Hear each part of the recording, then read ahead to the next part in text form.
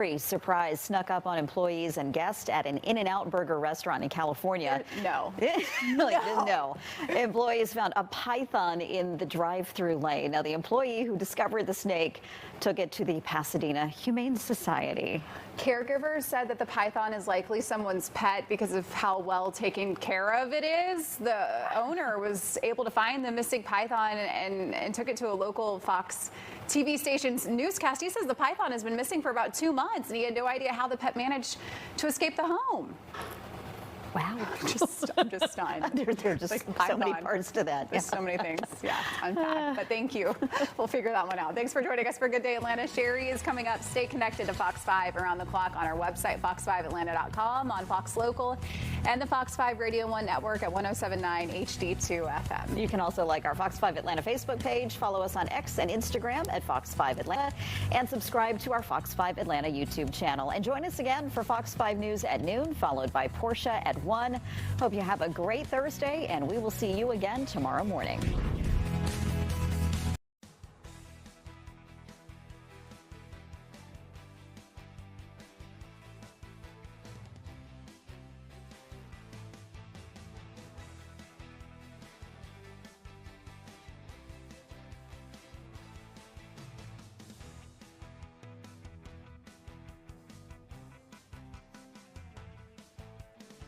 Good Thursday morning, everyone, and welcome to Fox 5 on Fox Local. I'm Alex Whitler. We're really happy to have you all with us for this news conversation. So a special good morning to all of you who are watching on the free Fox Local app that's available for your smartphones and smart TV devices. We are also streaming live on fox5atlanta.com. So all you have to do is go to the homepage, and we are live for you 24/7. That said, we do have a lot to talk about this hour.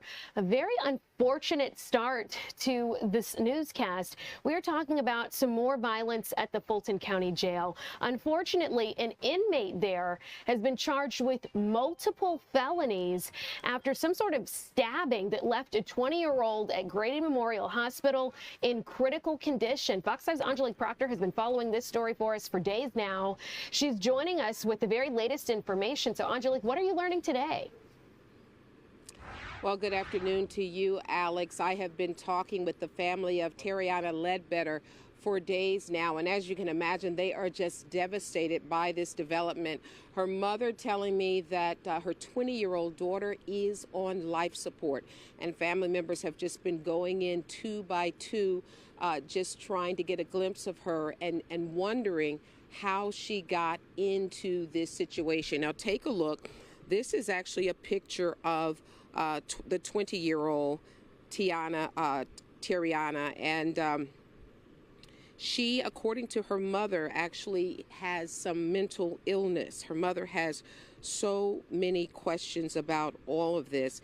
Now, she says that late yesterday afternoon, we found the Fulton County Sheriff's Office placed some charges against the inmate of Terriana, the cellmate. That is 27-year-old Shania White.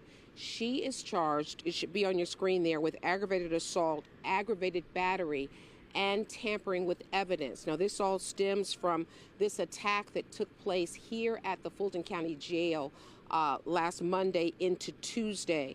Now, the Sheriff's Office says inmate Ledbetter's family has met with Sheriff Patrick Labatt and visited with her, as I said, at the hospital. Now, Fox 5 News obtained an arrest warrant that says Ledbetter was found unresponsive and bleeding under her cell bed. She had a hematoma on her left forehead and eye. There was also skin redness around her neck. Now, according to the arrest warrant, a sheriff's office lieutenant was told by doctors at Grady that the victim suffered brain damage. Also that there are no neurological responses at this time. Now, we talked to a former Fulton County employee, a lieutenant who worked here at the Fulton County Jail for more than 30 years, and he says these type of incidents are really an issue of jail management. Take a listen. It's very concerning. Again, I have to go back to what is already on federal record and has already been released to the public about the conditions of the jail. And it has less to do with the building, but the management and the operations. And that is specifically stated in the federal monitor's report. and that is former Lieutenant, or now retired Lieutenant Charles Rambo. He is talking about a consent decree that the Fulton County Jail is under. The Department of Justice came in and did an investigation and decided that this jail was unsanitary, that really also unconstitutional. And so the federal government is watching this jail right now. And for this death to happen during this time, it is certainly unfortunate. Now, we have been talking again with the Ledbetter family. They have now hired an attorney, and they plan to be here today at the Fulton County Jail with that attorney and with some activists to talk more about what has happened here and to demand answers. Her mother said to me, "I just want justice for my baby." So that is the very latest that we have here, Alex, at the Fulton County Jail. Your heart just breaks for that family, because right now they are grappling with some difficult news. Whenever a loved one is on life support, if you've ever had this happen to you, you know that you always hold out that little bit of hope. So your heart can't help but break for that family. Angelique, thank you. Absolutely, and especially since she's just 20 years old. Yeah, so much life that she should have been able to live. Thank you for that, Angelique. We do want to focus now on what else is happening across the country. The really big news for the past day. Now we're going on day 2 of this government shutdown. Fox 5 is dedicated to covering it from all sides. So we're talking about Republicans, Democrats who are both pointing the finger at each other, saying that the other side is the reason why our country is in this predicament. So we want to catch you up on how things are going right now. So give me a moment to pull up all of my graphics here. But I want to remind you that we are in this predicament because there was not a plan in place that allowed us to move forward at midnight on October 1st. So we want to make sure that we are giving you all of the latest information. Democratic lawmakers have not responded to a press conference, but we do have some information on what's happening right now. So you're taking a live look at the nation's capital, where politicians, again, are placing the blame on anyone they can. Each side of the aisle pointing at the other. Congress has failed to reach a spending bill, and House Speaker Mike Johnson and members of the House leadership are addressing the second day of this government shutdown right now. Let's see if we can listen in.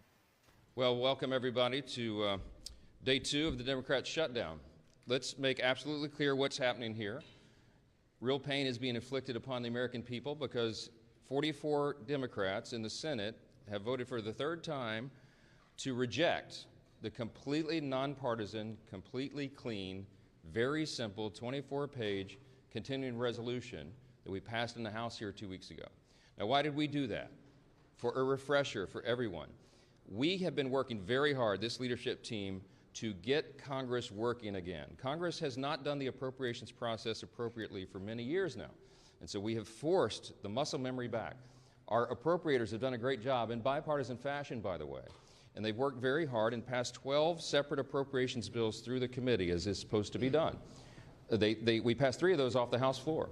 The Senate did its work. For the first time in years, the Senate passed 3 appropriations bills off the floor.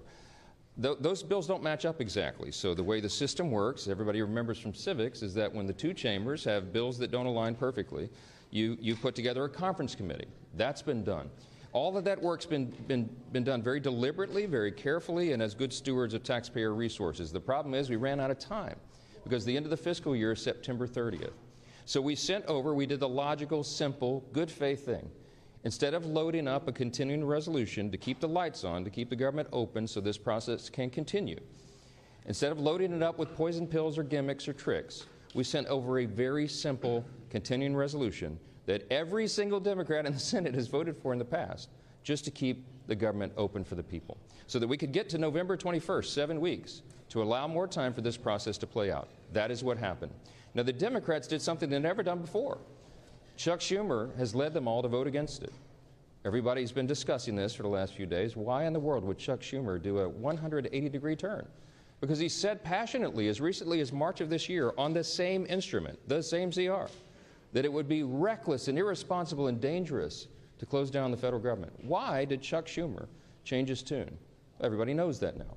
He's trying to avoid a challenge from his left flank in his next Senate re-election campaign. And he wants to avoid the scrutiny that he received for doing the right thing back in March, because the far left and the base really went crazy on poor Chuck Schumer. And so he changed his tune. And now they're trying to pretend it's about something completely different. They have made a decision that they would rather give taxpayer-funded benefits to illegal aliens than to keep the doors open for the American people, to keep vital services, veteran services, health care and nutrition for women, infants, and children. They would rather not pay the troops and TSA agents and Border Patrol agents. They would rather stop services of FEMA in the middle of a hurricane season than to do the right thing for partisan political purposes. It is selfish, it is reprehensible, and it is exactly the opposite of what they have all said themselves in their own words very passionately every day until now. We've been playing the greatest hits loop here on a video right outside the Speaker's office for days. You've all seen it. Make them answer for that. Don't ask the Republicans what we should be doing or what we should be negotiating. I don't have anything to negotiate. I sent them in good faith exactly what they had voted for before. We did not put any Republican provisions in that, and we tried to make this very simple, in good faith, so the appropriations process of the people can continue.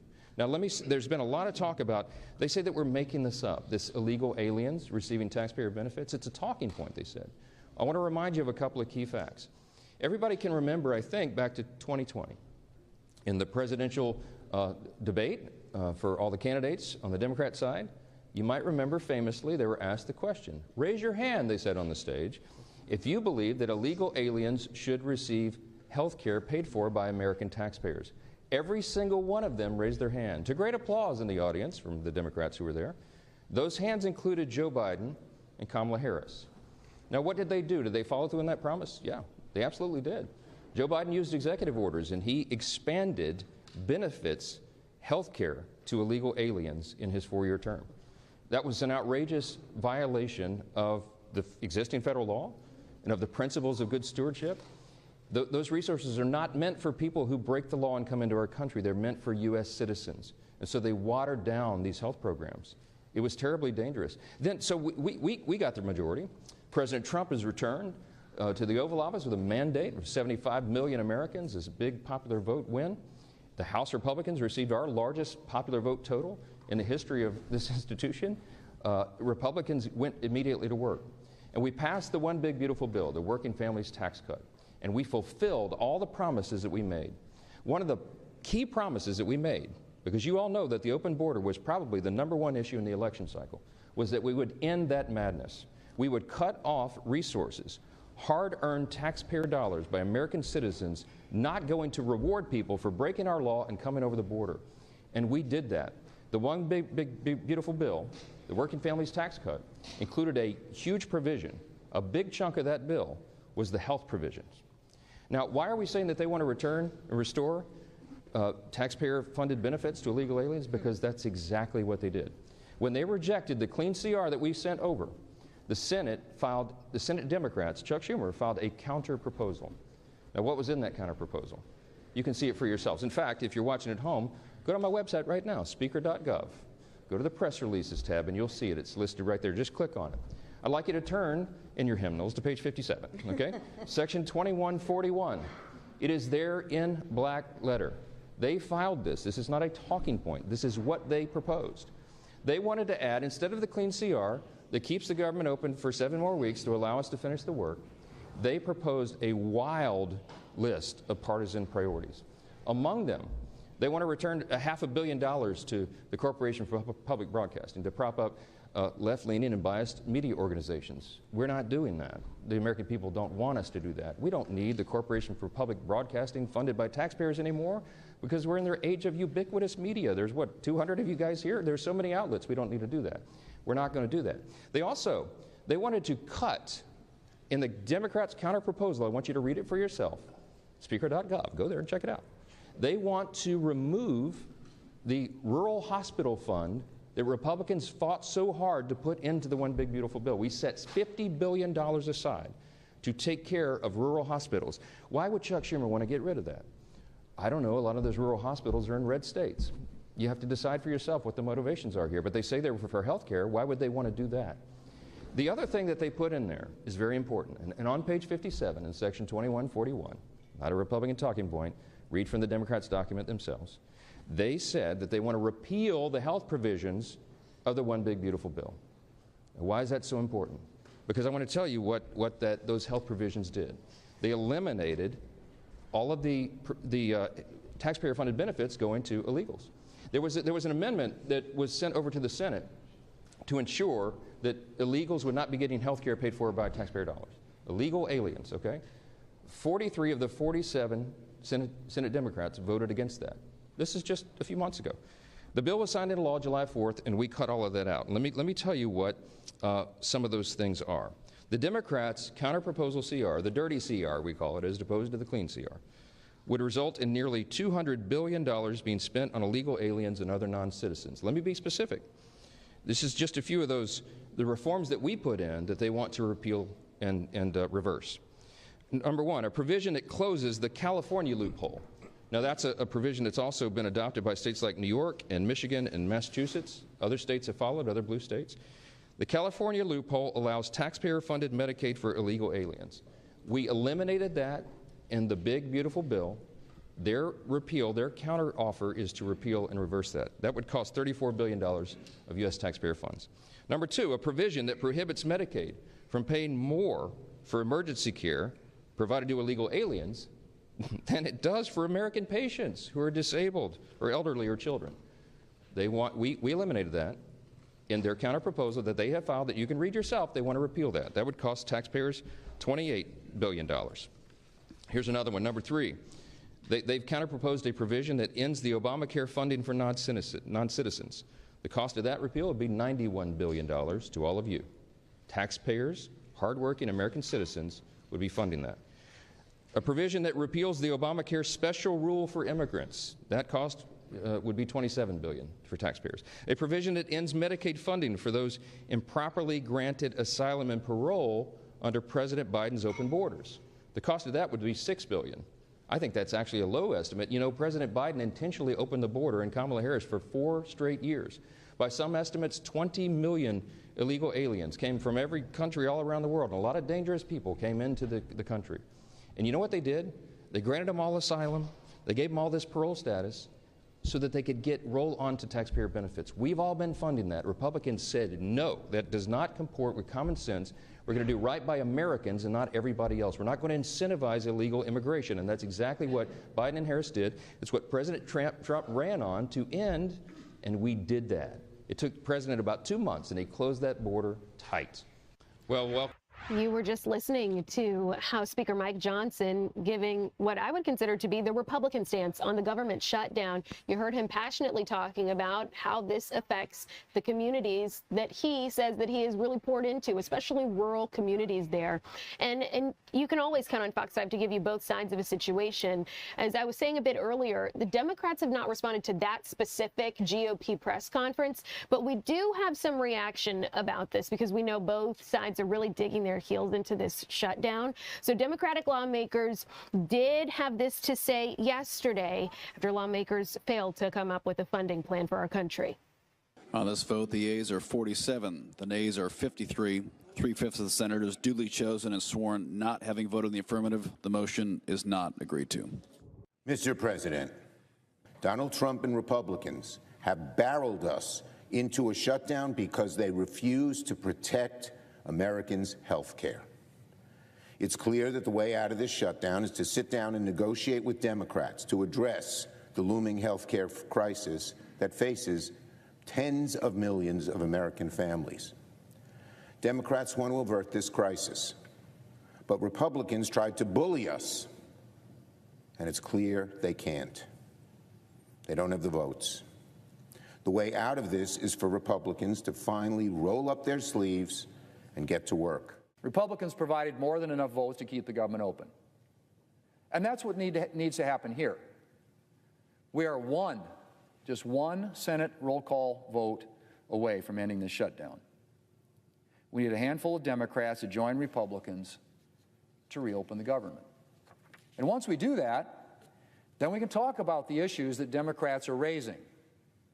We're not going to engage in bipartisan discussions while Democrats are holding the federal government hostage to their partisan demands. Well, again, that is Fox 5 giving you coverage from both sides, trying to give you a sense of where things stand right now with the government shutdown. This, of course, being day 2.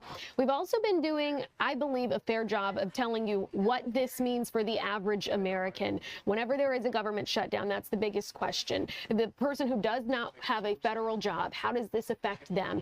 I remember yesterday we were talking about the CDC, right, and how that affects the people who work for that organization, but also those of us who are interested in learning more about diseases or things of that nature.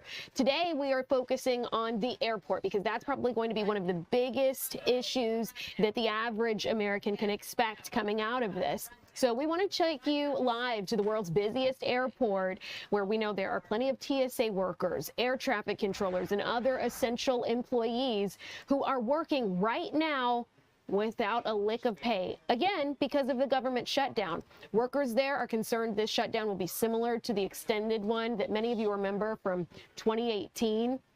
Several employees ended up having lots of sick outs. It was their way of protesting that shutdown. And those staffing shortages did bring about delays. They did bring about canceled flights, and there were way longer security lines. And we know that many of you have somewhere to be, whether it's for fun or for work.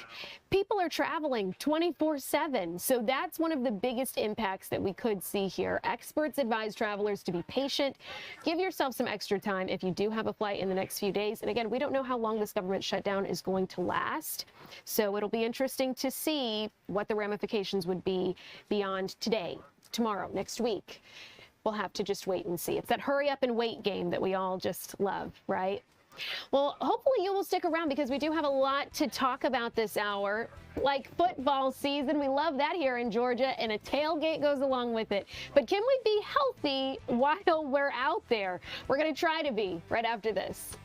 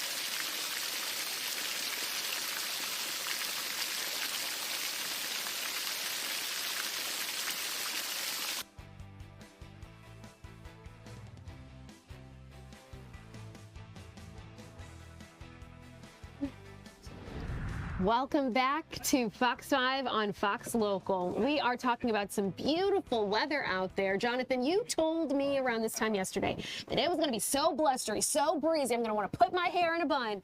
And I'm loving every bit of this. You're like, breathe on me. Yes. I'll take all the air that you want to give me, especially when it's dry air and it is cool but not cold, and it's certainly by no means humid. Or Hallelujah. hot. Yeah, it's just right in the zone, and that's what we'd expect around our neck of the woods during the month of October. So October is off to a really incredibly amazing start. The winds are the only thing. Now here's the thing about this, Alex. You know, meteorologists, we have to find something because we have to be in the newscast just like you all do. You have to give us something newsworthy to talk about. Exactly. You know, things just happen in the world, but the weather sometimes it chills out. And so we have to go find the element that it's not on chill. And the winds are not on chill today. We're looking at gusts over the past 5 minutes, topping some 25 miles an hour here in Atlanta. You'll always find that the gusts here in Atlanta are a bit higher than surrounding areas, even as you get into the higher elevations. And that's because we have something called friction in place. We have a higher amount of friction because of our buildings. And so basically, as you go over to Hartsville Jackson, it's a pretty smooth stretch of land as you get closer to the tarmac. But basically the winds have to jet all through downtown and midtown and wander around just the heavy infrastructure here. So you'll always find that you'll have wind gusts that are just a bit higher once again in metro areas. In terms of what the winds are going to do over the next few hours, they will start to settle down but not totally calm down. You can see here once the sun goes down, you can still pop a gust near 19 miles an hour. But once again, ladies, you know, if you're concerned about your hairstyle staying in place, you may just want to move swiftly, but don't move too fast because once again the winds are alive and well, and they'll be back once again tomorrow. In terms of the temperatures at this moment, we're still at 69 degrees in downtown Atlanta, 71 at the airport. So it's that wind that is coming in out of the north and the east. We've kind of charge that wind up. And yesterday we were allowed to get into the 80s. Today it's not going to happen. I just don't see it happening with the numbers as we approach midday, still on either side of 70 degrees. So we'll set our sights on high temperatures that are slightly below average for this time of the year. So you'll feel that coolness in the air. But once again, it's a comfortable cool down. 77 in Canton, 77 in Carrollton, the same for LaGrange and Eaton, 76 in Athens, 75 even up there in Blairsville. But tonight is the real stunner or the showstopper, as many people have been dying for, craving a fall-like chill. This is going to be it. This is it. This is, 57 degrees. We haven't done that. I crunched some numbers since May 10th, and that was 145 days ago. Okay. So that's been quite some time. So if you are one of those kind of people and you just kind of dash out in the mornings and you don't really, you just say, okay, I'm in a season, so I'm just going to dress for the season. No, tomorrow you may have to dress for the day because this is fall-like weather, but this is more like late October going into November. So with temperatures being on the cool side, you may want to a long sleeve shirt. A light jacket may be even too much for some people. And it may also be a good opportunity for you not to have to work the AC. I know I'm still trying to figure out what my vibe is going to be, but you won't keep it off for long because the humidity and warmer temperatures are coming back as we get into the second half of the weekend. Not bad at all. I welcome it all. You're like, I'll take whatever it gets. I will. I love summer, but I do like the lack of humidity, I should say. It's really nice. Once again, it will come back Sunday, Monday, but we're now at that part of the year where our drier days outnumber our humid days. And so there will be peaks and valleys, rises and falls, dips, and spikes. But here's the deal. You can deal with it for a couple of days, and then we'll get back to a nice dry stretch of days, and then maybe some moisture coming in to lift up the dew points once more. Okay, nice. Well, it sounds like the weather will cooperate then for these kids who are going to be cheering their team on. We got to get into this High Five Sports Team of the Week because Paul has been out there in Lithonia all morning presenting that coveted High Five trophy. So let's tune in now and see how things are going at the pep rally. Swing around and say hi again. Hey guys, wait, are you still awake or are you sleeping yet? Okay, good. I'm glad you're still awake up there. We had a great time hanging out up in the bleachers. I want to say, first of all, the Bulldogs have been amazing. They've been so good to us this morning. The marching band is phenomenal. The cheerleaders, I bow down to you. You are phenomenal. But the reason we're here is your High Five Sports Team of the Week. Bulldogs, how you feeling? I know you are feeling good right now with a perfect start to the season, 5-0, and you've got a game coming up tonight. Coach, first of all, how does it feel to be the High Five Sports Team of the Week? Feels amazing. My guys put a lot of work in. Yeah. We're ready for the challenge every week brings. Yeah, well, let's talk about that. Over the past couple of years since you came in here, there's been a culture change. There's been a shift. So what was your vision for this team?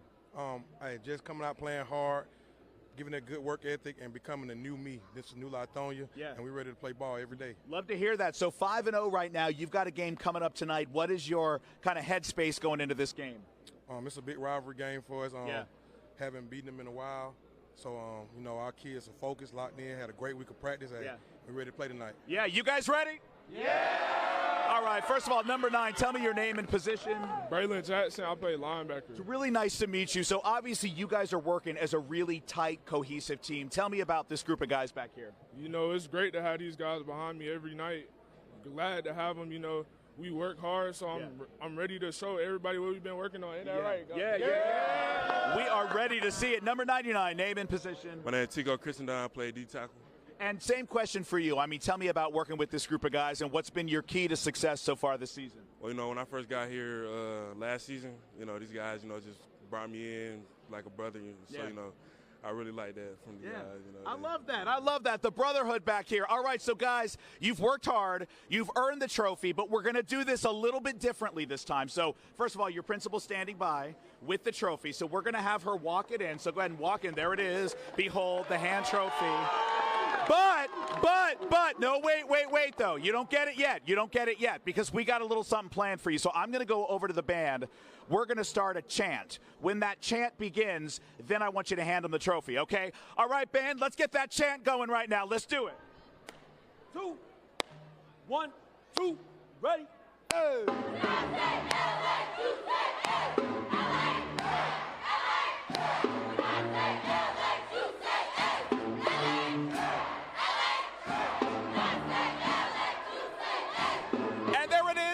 The trophy is hoisted high, our High Five Sports Team of the Week, the Lithonia Bulldogs. What a morning this has been, and we are rooting for this team tonight. You heard him say it. It's a rivalry game going on tonight against Southwest DeKalb. So I'll say it one more time. The band is dancing. The crowd is cheering. Go Bulldogs! Hear that band.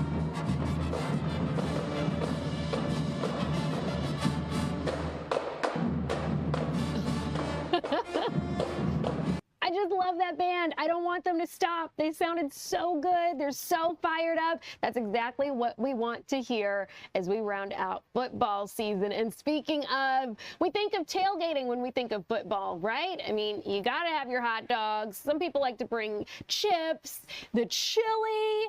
Gosh, it feels so good to eat so bad while getting ready to cheer on your team. So joining me now to get an idea of how we can enjoy a tailgate without consuming 100 million calories is Courtney Schrouder. Good morning. Good to have you with us. Hi, good morning. I loved that spirit. That was great to see.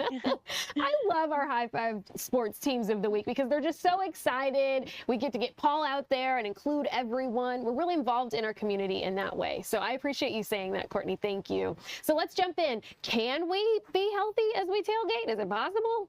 Yeah, absolutely. So, I mean, there's a few things to think about. So, when you're going out for a tailgate day, think about your schedule. I would really recommend, think about what time you're going to be out there. When are those meal times for you usually? So think about before and during. Let's try not to skip meals. If you skip breakfast or lunch, that can usually backfire. It may land you in an overeating pattern later. So just take that opportunity in the morning for breakfast. When you're thinking about your pre-tailgate meals, let's try to get that nutrition in ahead of time. So that could be a great time to think about fiber, antioxidant rich foods for breakfast, like whole grain toast or strawberries, blueberries, and put some protein in there too. So think about things like eggs or chicken sausage or Greek yogurt. And if there's even an opportunity to have a lunch before you head out, think about balance at that meal too. So that could be protein sources like chicken or fish or beans. There's some colorful veggies in there. Try to get some whole grains in there, things like like brown rice or whole wheat pasta. It's just really going to give you that steady energy that you're looking for. And then you won't arrive at the tailgate overly hungry. So it just helps check the boxes for some good nutrition that may not be quite as present at some of those tailgate choices. Yeah, what I found interesting about what you were saying is the whole idea of being healthy during a tailgate starts well before the tailgate. You're talking That's about right. breakfast. Is it still considered the most important meal of the day? Everyone loves intermittent fasting now. Absolutely. Yes. Breakfast can really help manage your appetite and keep you full, give you good energy so that you're not, under eating on the earlier half of your day. And then your body's sending you all those hunger signals later in the day that might just contribute to kind of unbalanced meals. Okay.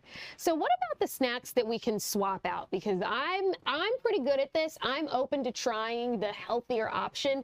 But what's something for the person that's a little more hesitant that says, I still like my chili dogs and my nachos? Absolutely. So you already mentioned it. Chili is actually a great place to start. It's got protein and fiber. Those two things digest slower in our stomach. They help us feel more satisfied. It gives us that energy release on a slower level, so we don't have those ups and downs. So things like chili, things like turkey or ham roll-ups on maybe a whole wheat tortilla, even buffalo chicken dip. Maybe we do some whole grain pita chips with that or wheat thins, and even our favorite 7-layer dip. We all have heard, I think by now, swapping out some plain Greek yogurt for some sour cream can just be a little swap that gives you a little bit more protein, a little bit less fat. And let's think about using some veggies for these dips, getting in some colorful, antioxidants from bell peppers or carrots or celery. We can still have those tortilla chips, but if there's a way to sneak in some of those nutrients too, that's really going to keep you fuller longer than some of the sweets or chips all alone. What's your favorite, if you don't mind me asking? Yeah, so I mean, I love meatballs that are in a crock pot if they've got a sauce on them. And really, if you're bringing like chicken meatballs or even ground turkey meatballs, it's just a nice way to reduce your fat content. It leaves a little more balanced room for some of the other things you might be eating that day. And really, you can't often tell a difference. So it gives you some protein, it gives you some good energy, and it's delicious. And you can, travel around with it. It's easy to warm back up. I can vouch for that you don't always tell the difference, so long as it's seasoned properly. My mom, when we were kids, used to make turkey burgers, things of that nature, and she wouldn't tell us until after we'd eaten it. And we were like, really? That was a turkey burger? Yeah, so not everyone cooks as well as my mom, but I think it is possible to fool or bamboozle some people. Yep, that's right.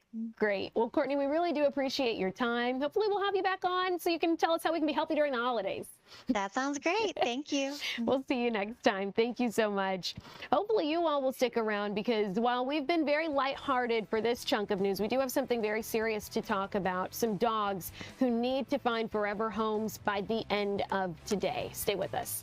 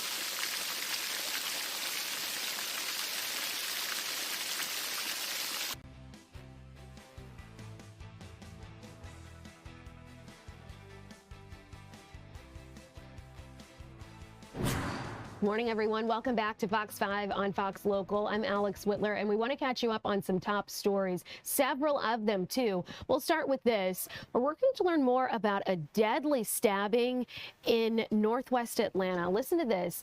This happened overnight in a parking lot at an apartment complex on Joseph E. Boone Boulevard. If you watch our news, you know we've mentioned this before. You're looking at some video of what happened overnight. Unfortunately, as of right now, there is no word yet on a suspect. Fox 5 is asking those questions for you. As soon as we learn anything else, we'll be sure to let you know. Here's another pretty serious story to tell you about. This one is in Southwest Atlanta. An overnight shooting sent a man to the hospital. This happened near a Greyhound bus station on Forsyth Street. You know, that's a heavily populated area.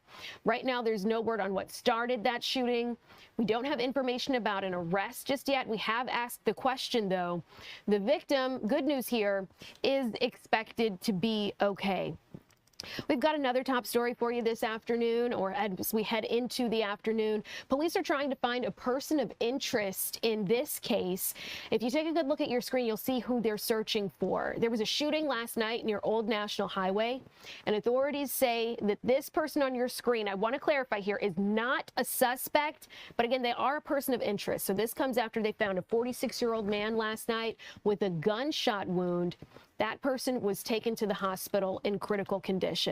Now, here's a really sad story that we're going to have much more on for you a bit later, but a mother has been charged in her own son's death. This is a pretty sad situation because this little boy died back in April, and now 6 months later, his mother faces charges. You're taking a look at her mugshot here. Investigators said Candace Grace's negligence led to her son's death. After a 4-month investigation, a Fulton County arrest warrant charged her with murder and cruelty to children. The details here are pretty difficult. Lindsay Tuman is going to get into this in a few minutes. But essentially, the little boy got his head stuck in a window in a car, and the mother was found passed out. Authorities say she had been like that for hours. So again, we'll have more on that in a bit. Here's another story that we've been following for quite some time. Former small-town Georgia mayor, who's also a former state trooper, has been charged and sentenced for 2 teenagers' deaths. It happened from a crash back in 2015. So you might remember we've been talking quite a bit about A.J. Scott. It stands for Anthony James. He's the former mayor of Buchanan. He was in this very serious crash that left 2 teenagers dead. He's going to serve 20 years. I believe it's 10 to serve, 10 on probation. That's a story that we've been covering through and through from the beginning. Another one that I want you guys to be aware of this hour is this ball ground man who's been sentenced. I want to make sure my graphic reflects the correct wordage here, but listen up. A 37-year-old ball ground man will spend the rest of his life behind bars after being convicted by a Cherokee County jury on 2 counts of very serious charges. We're talking about aggravated sexual battery, aggravated child molestation, and 2 other counts of child molestation. So you're taking a look at Zachary Allen Maltman. He received 2 consecutive life terms plus an additional 19 years from a Superior Court judge.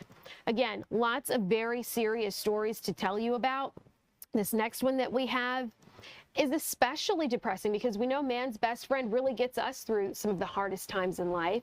Well, now it's time for us to help them. So we do have Fox 5's Eli Jordan, who has a desperate plea to try to get some dogs adopted this late morning and into the afternoon. So Eli, I'm going to give you the floor because it sounds like they desperately need homes today. Yes, both here at the DeKalb County Animal Services and over at Fulton County Animal Services.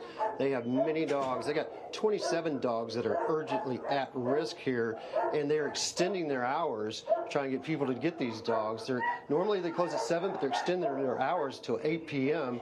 to get people down here and try and give these doggies a good home before they have to face a tough decision. And joining me right now is Jay Hubbard. He is the adoption manager here at DeKalb County Animal Services. Jay, tell me, how serious is the situation here today? So I would say today is it's a pretty serious situation, and it's one that we're in all the time. Today we do have, like you said, 27 pets that are urgently at risk at just our shelter. And across all of our shelters, we have many, many more, and it's unfortunately a problem we're constantly facing that is very heightened at the moment and could use some immediate attention. So I do want to take any opportunity I can to encourage everybody to come on in, visit the shelter, reach out to us, go to our website, and find a way that you can assist us assisting these pets. And so you guys haven't had to have any, euthanize any dogs, though, in a few months because of for overcrowding, correct? Now, that is true. Luckily, we have been able to make placement for all of our urgently at-risk pets, and that has been an ongoing trend for about these last 8 weeks because of our amazing community, because of the people that come to help, and because of things like this that drive that traffic to get those people in the seats adopting. So we've had a lot of success and a lot of luck, really. But I still want to encourage everyone to come on in. But and just this week, you guys had a massive amount of dogs coming in, about 175 both here and over at Fulton County. This is coming very, very in. true. And I guess if people care about the dogs and they want to do something, but they're not in a position to be able to fully adopt. I mean, you guys are open to foster care, correct? This is true. There are two big things there. I definitely want to talk about our intake has been really, really heightened recently for a number of reasons. And I think that what it really comes down to is people are struggling to care for these pets in their homes. And I want to talk about everything that we can do to help, right? So we offer free vaccines, we offer food, we can help you find homes for your pets. There are so many resources we offer here, so many options are available to you. If you can't watch a baby forever, maybe you have a few days, maybe you have a few hours. We even have our shortest term foster program. Just helps you get a baby out for a day. Just take a dog for today. It sounds like a lot of people are just kind of they don't know what to do, and they just leave their dogs, and then all of a sudden they get, the county gets a call, and they go pick up the dogs. There are things to do before you give up on your dog, right? So many things, so many options are in front of you. I would say really the biggest thing that you can do to protect yourself when you are fearing that you might not be able to care for your dog, take the time to forethink. Reach out to the shelter. Ask us about what resources we have, right?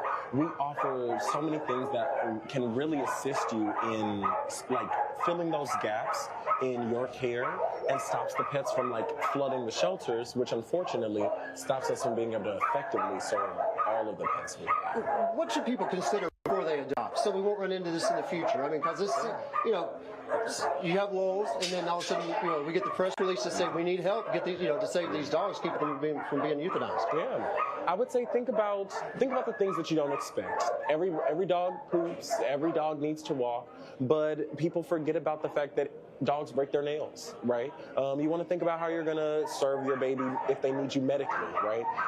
You want to consider your finances. Different pets require different input, and we can assist you with fine-tuning exactly what's best for you. And really what you should think about is your preparedness for commitment, right? You want to ask yourself, how much am I really able to take on, and will I be able to handle that forever or just a little while? Because everything is acceptable. Jay Hubbard, DeKalb Animal Service, thank you very much. Alex, there you go. I mean, they say, they're extended hours until 8 o'clock tonight. They got 27 dogs here. They're facing a tough decision at 8 o'clock. And over at Fulton County, they got, I think 37 dogs, over 30 dogs there. So if anybody can come down, foster for a few days, weeks, or whatever, adopt, get a dog down, these doggies need your help. Yeah. So come on down here, DeKalb Animal Shelter or the Fulton County Animal Services. Yeah. Eli, we appreciate that. Hopefully we can get them some homes, at least temporary ones, just to get them through the end of this day. Thank you for that. We appreciate it. We do want to turn your attention now to the Global Village Project. This is a good initiative. It's the only middle school in the entire country that's dedicated to educating refugee girls, and they're making a big expansion. So for that, we turn to Chris Rosenthal. Good morning to you, Chris. I'm excited to learn more about this. Yeah, good morning. I'm actually in one of their classrooms now in what will be an old school. They've just broken ground on a new school on a new campus that will allow them to grow. They serve about 45 refugee students, refugee girls, and hoping to double that. This classroom now, it's empty right now. The students are they're out to lunch right now, but. And they've been doing this now for about 17 years. These are refugee students that come from places around the world. Many of them have come from traumatic situations, and so this school's really geared to those students and geared to getting them ready for middle school. And I'm joined by Kara McKinley here. She is in this school. Hi. And tell me, Kara, tell me about these students that come here. Where are they coming from? What sort of situations are they coming from when they get to you guys? Yeah, so our students come this year from 13 different countries. So we're talking Ethiopia, Burma, Afghanistan, Democratic Republic of Congo.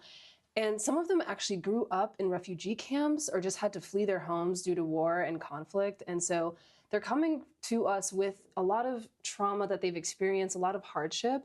And so when they arrive here, they arrive at a safe place that is built specifically for them. And so we love them so much, and that's kind of where our students come from. And I mean, we're in a reading room right now, and so this looks just like any other classroom. I mean, these students, they're learning reading, writing, math, Exactly. all the same things that we all learned, but they come with different languages and different cultural considerations. Exactly. And so one of our pillars of education is that English language instruction. And so you can see here, this is kind of the phonetic alphabet. And so we teach them the sounds in English versus the sounds in their own language. And we teach them how to speak in English. So all of our teachers, no matter if it's math, science, reading, they are all also English as a second language learner teachers, so that we can give them that comprehensive support that they need from students who have either never been to school or have only been to school for 2 or 3 years or don't speak English. And so to be successful in this country and to prepare them for high school and beyond, we do teach them that structural fundamental English. Awesome. Well, thank you for that. Pan around and show you this classroom a little bit more, but a little bit later at 3 o'clock, I'm going to show you the actual site and tell you a little bit more about the new school, the new campus they're building. It will allow them to double their capacity.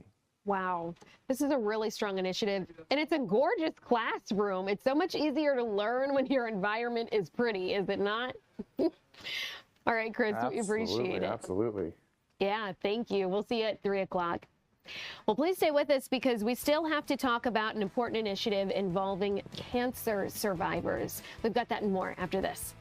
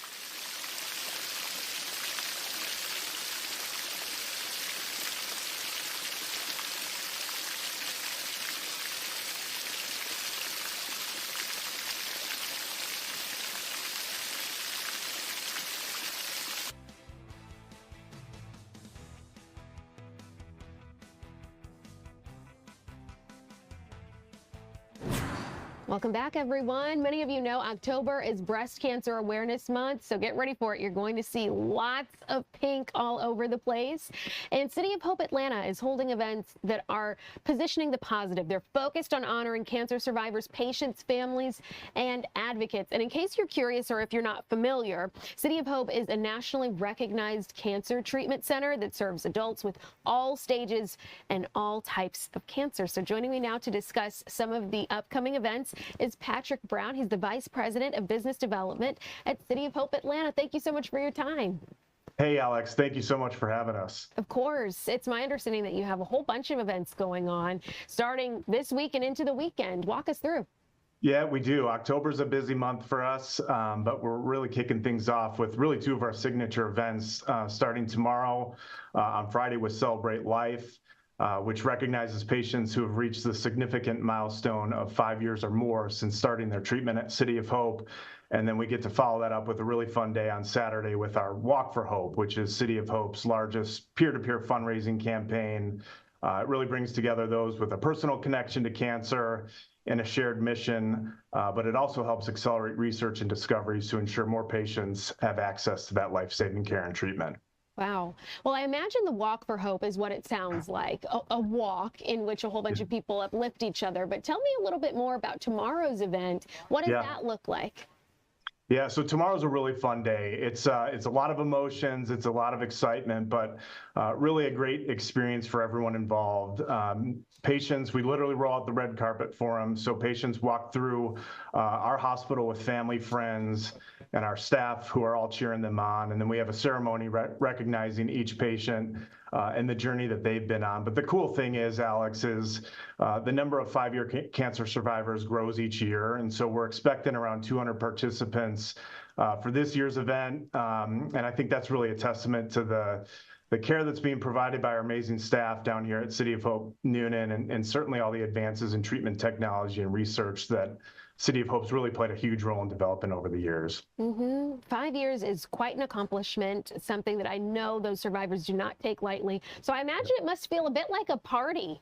People are probably very emotional but excited.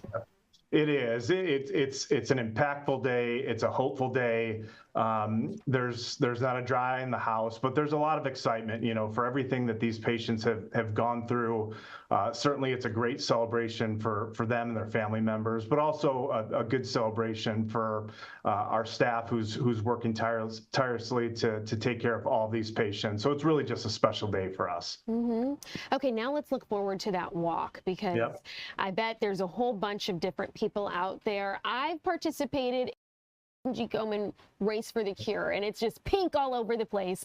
Are there any colors or things of that nature that you all encourage people to wear? All colors. So it's supporting all disease types. So the more colorful we can make it, the better. But we've got a lot of folks coming out on Saturday, which is exciting. So I think we're right about 1,500 participants that are expected to be here in Noonan. Alex, this is my official invite to you to welcome you down to Noonan on Saturday. But it's a 2K walk. The festival opens at about 8 a.m. The walk begins at about 9:30. But lots of fun. We've got a family fun zone, photo booth, survivors tent. We recognize that it's college football Saturday, so there will be a jumbotron playing college football, so you don't miss any of the action. But very smart. Yeah. Okay, so tell me this. How long have you been with this organization? So this summer was actually my 19th year overall with the organization. Congratulations. We really do appreciate your time, and we hope that this event is as successful as it always has been. Thank you again, Patrick. Thank you so much, Alex. Yes, hopefully we'll see you again soon. And thank you all so much for spending some time with us here for Fox 5 on Fox Local. We've got plenty of news to talk about on Fox 5 News at noon. It starts right after this. Have a great day, everyone. We'll see you tomorrow.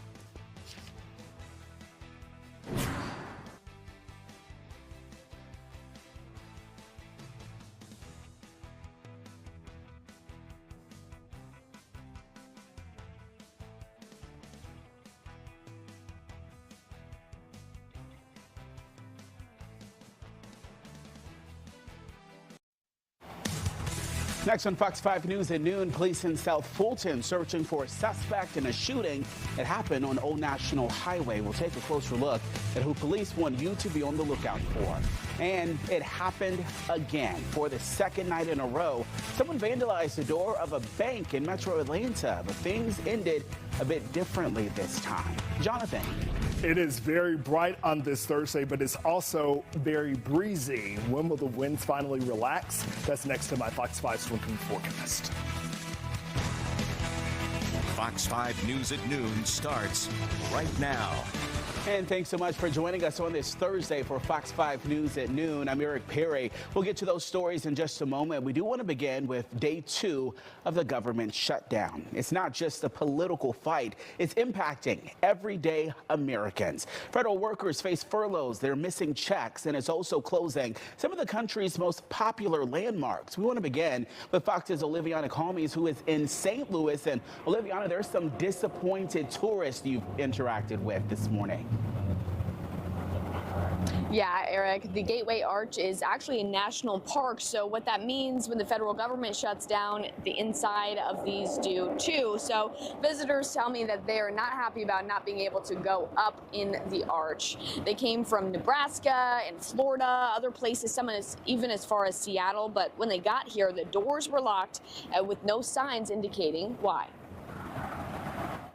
The only time we come here to visit this place, and it's closed. Always wanted to go up, and today I finally was like, no, I'm driving by myself, I'll go up, and it's closed. We had tickets to go in the top and come down and see the arch, and not open, so it was a surprise to us. I think that we are, or the public in general, we are what they call, third-party casualties of, their dispute.